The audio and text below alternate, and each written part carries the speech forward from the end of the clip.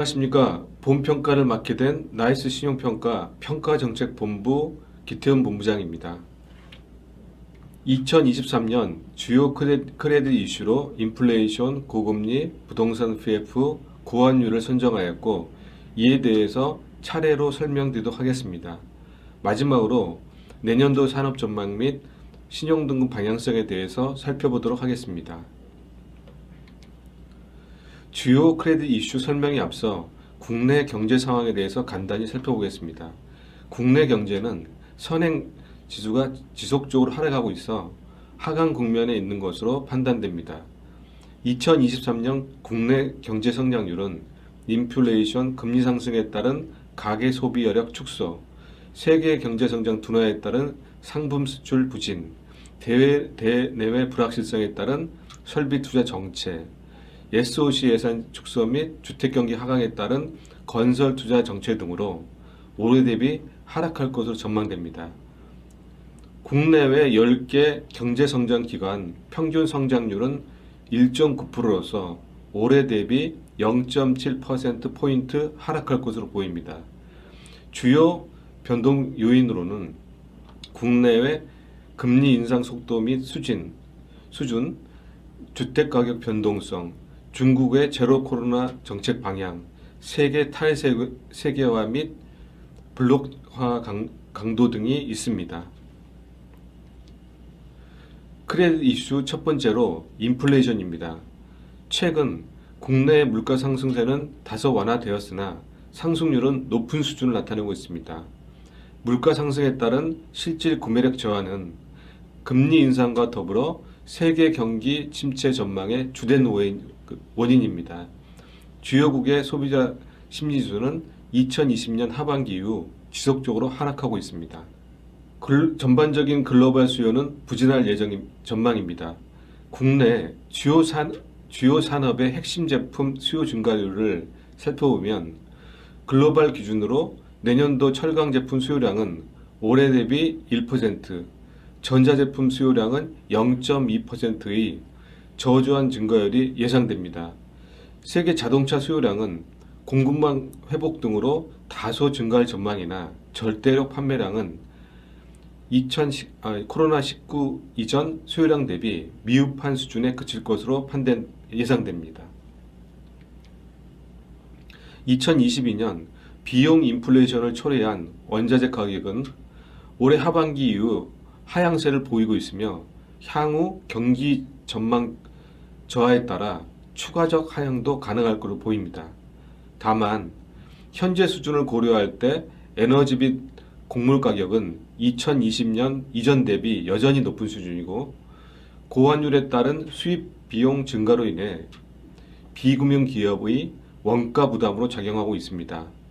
또한 기대 인플레이션 상승으로 인건비 상승률도 상승하고 있어 기업체 비용 부담을 압박하고 있습니다. 앞서 살펴본 글로벌 수요 부진과 비용 부담 증가는 가격 전가력 수준에 따라 정도의 차이는 있겠지만 기업 전반적으로 사업 실적 개선을 제약하는 요인으로 판단됩니다. 다음으로 고금리 상황을 설명드리겠습니다. 국내 기준금리 및 유통금리는 인플레이션 및 미국 페드의 금리 인상 등으로 급등하였습니다. 올해 11월 한국은행 기준금리는 올해 1월 초 대비 225bp 상승한 3.25%를 나타내고 있습니다. 금리 인상으로 인한 금융비용 부담 증가로 비금융 업종 기업의 이자 부상 비율이 하락할 것으로 예상됩니다. 당사 보유 신용등급 중 A, AA, AAA급 신용등급이 전체의 75%를 차지합니다. 이 중 최저등급인 A급의 이자 보상 비율을 가지고 그 영향을 살펴보도록 하겠습니다. 아래 왼쪽 그래프는 2021년 작년도 영업이익 기준 이자 보상 비율, 즉 영업이익을 금비용으로 나누는 것에 대하여 금리 상승폭에 따른 그 A급 이자 보상 비율의 하락 수준을 추정한 것입니다. 당사 A급 기업군의 2021년 이자 보상 비율 중앙값은 5.7배 수준이었습니다. 최근 금리 상승 속도를 고려하여 내년 적용될 금리를 2021년 대비 300bp 상승한 수준으로 가정할 경우 내년도 이자 보상 비율은 2021년 대비 절반 이하 수준으로 하락할 것으로 추정됩니다. 물론 은행 대출 및 상대적으로 낮은 금리 채무로 전환, 보유현금을 통한 차입금 상환, 기존에 조달한 저리의 장기 부채 등으로 실제 금융 비용 부담은 완화될 수 있습니다. 또한 중앙급 기준에 따라 업체 또는 기업별 특수성에 따라 차별화가 나타날 것으로 보입니다. 하지만 사업 환경 악화에 따른 영업이익 축소 가능성을 고려할 때 이자 보상 능력의 저하가 불가피하며 향후 신용등급 평가 시 재무능력 대응에 대해서 예년 대비 더 많이 봐야 될 것으로 보여집니다. 금리 상승에 따른 금융업종 수익성은 조달금리 교섭력과 더불어 운영금리 상승이라는 긍정적 요인과 대손상각 추가 부담 증가라는 부정적 요인이 작용하여 결정됩니다.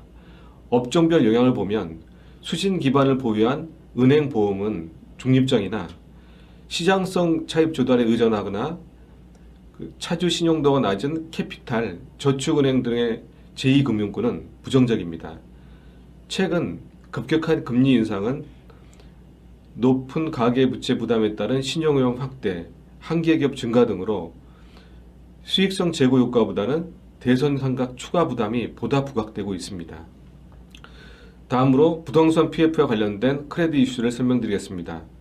2022년 6월 말 기준 PF 채무증권 잔액은 159.3조 원으로 국내 GDP 대비 15%의 높은 비중을 보이고 있습니다.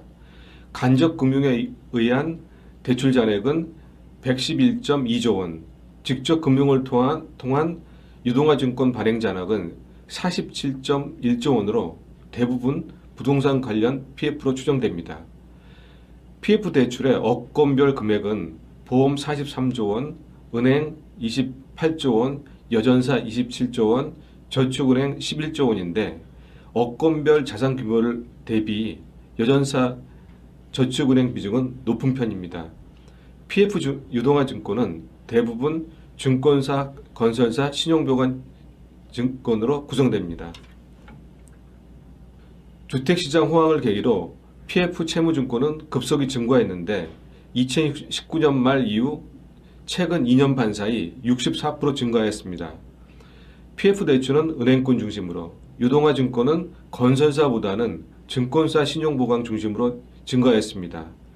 PF 관련 상품은 고수익, 고위험 상품으로서 작년까지 수년간 지속된 저금리 하에서 고수익을 창출하면서 급속히 고수익 창출을 지향하면서 급속히 증가한 걸로 판단됩니다. 그러나 올해 금리가 대폭 상승하고 부동산 경기가 악화되면서 부동산 PF의 고위험 측면이 크게 부각된 상태입니다. 이에 따라 건설, 증권, 캐피탈, 저축은행 등 PF 관련 업종 기업 분석을 할 때 관련 프로젝트 또는 현장의 분양 성과, 사업 단계, 상한 순위에 대한 분석이 중요해졌습니다. 현재의 위험 수준을 고려할 때 브릿지론과 같이 착공전 예정 현장의 부동산 PF의 위험 수준은 상대적으로 높습니다. 이러한 PF는 투자 시 수익성은 높은 반면 이익 실현 가시화가 매우 낮은 단계로 단계 채무로서 PF로서 차환 부담, 금융비용 부담 상승, 사업 수지 악화 등으로 위험이 높아지고 있습니다. 한편 PF 유동화 증권의 75%가 ABCP 단기사채의 단기성 채무로 구성되어 있음에 따라 자본시장 불안에 따른 유동성 위험에 민감합니다. 일반적으로 ABCP 단기사채 만기가 3개월 이내여서 매월 만기 도래 물량이 많아 차환위험 정부 지원 대책에 주목하고 있습니다. 고환율에 대해서 살펴보겠습니다. 2022년 미국의 급격한 금리 인상 및 EU, 일본, 한국과의 금리 스프레드 확대로 달러 강세가 심화되었습니다. 환율 상승에 따라 받는 업종별 영향은 순수출 비중을 우선적 고려 요인으로 하여 경쟁기업 국가와의 환율 비교, 외화 순자산, 특히 부채 수준, 가격 전가력, 해지 수준에 따라 결정됩니다. 수급 요인을 배제하고 순수 환율 요인만 고려할 경우에 고환율은 자동차, 반도체 업종과 같은 수출 중심적 기업에는 긍정적 영향을 미칩니다. 반면 건설, 식품과 같이 내수 업종 기업에는 부정적 영향을 미치는데 가격 전가력 수준에 따라 부정적 수준은 달라질 것으로 보여집니다. 한편 장기 외화부채가 많은 항공 업종은 부정적 영향을 받습니다. 수출 중심적 기업이라 하더라도 과거 대비 수혜폭은 축소될 가능성이 있습니다. 첫 번째 이유로는 글로벌 경기 침체에 따른 수요 유축과 단가 하락이 실적에 부정적 영향을 줄 것으로 보여집니다. 두 번째 요인으로 아시아 주요 경쟁 국가 대비 환율상 이점은 크지 않거나 오히려 불리합니다. 미국을 비롯한 서구권에 대비 평가 절하폭은 상대적으로 큼에 따라 이들 국가 기업과 경쟁하는 기업은 우호적입니다. 그러나 아시아 주요 경쟁 국가와 비교할 때 올해채 대비 중국 위안화 대비 절하폭은 크지 않고 오히려 일본 엔화 평가 절하폭이 원화보다 큼에 따라 일본 기업과 경쟁은 불리한 상황에서 아시아 주요 국가와 경쟁은 녹록치 않은 상황으로 판단됩니다. 다음으로 2023년 산업 전망 및 신용등급 방향성을 살펴보겠습니다. 다음 편은 올해 나이스 신용평가가 31개 업종에 대해서 수행한 산업 전망을 종합한 결과입니다. 개별 업종에 대한 상세한 전망 근거에 대해서는 오늘 포럼 이후 개별 업종별로 보고서가 발표되어 오니 참고하시기 바랍니다. 올해 대비 저하될 거로 본 업종은 16개로서 전망한 총 업종의 43%를 차지하고 있습니다. 개선될 거라고 전망한 업종은 2개에 그칩니다. 종합적으로 고려할 때 내년도 산업 전망은 전반적으로 비호적 상황으로 전망됩니다. 저하될 거라고 본 대부분 업종이 앞서 살펴본 글로벌 수요 둔화, 인플레이션 및 고금리 지속, 부동산 경기 침체 등이 주요 원인으로 부정적으로 작용하였습니다. 향후 이런 업종 중심으로 신용 위험이 상승할 걸로 전망됩니다. 마지막으로 신용등급 방향성에 대해서 설명드리도록 하겠습니다. 먼저 올해 장단기 신용등급 기준으로 신용등급 상하향 변동 실적을 살펴보겠습니다. 등급 상하향 변동은 업다운 레이셔로 검토하는데 상승 기업수를 하향 기업수로 나눈 비율입니다. 2022년 11월 누적 기준 업다운 레이셔는 투자 등급 중심으로 상향 우위를 보이며 1.5배를 보였습니다. 올해 등급 상향은 대부분 2분기에 이루어졌는데 등급 상향 기업 대부분은 사업 실적에 기반한 재무 역량 개선 이외에 2021년 주식시장 호조에 따른 풍부한 자본 보충이 주요 상향 요인으로 작용하였습니다. 등급 상향 기업 중 48%가 자본 보충이 이루어진 기업이었습니다. 저성장 기조 등으로 2013년 이후 업다운 레이셔는 1 미만 기조가 지속되어 왔습니다. 앞서 말씀드린 자본 보충에 따른 등급 상향을 배제할 경우 올해 실질적 업다운 레이셔는 과거에서 크게 벗어나지 않은 것으로 판단됩니다. 향후 신용등급 방향성을 네거티브 기업수 대비 파지티브 기업수 비율, 즉 PM 비율 중심으로 살펴보겠습니다. 당사 회사채 보유 등급 중 스테이블 전망을 가진 기업 비중은 87%이며 나머지는 파지티브, 네거티브 기업으로 구성되어 있습니다. 2012년 11월 말 현재 PM 비율은 0.1배를 나타내는데 이는 향후 등급 상향보다 등급 하락 가능성이 기업이 많다는 걸 의미합니다.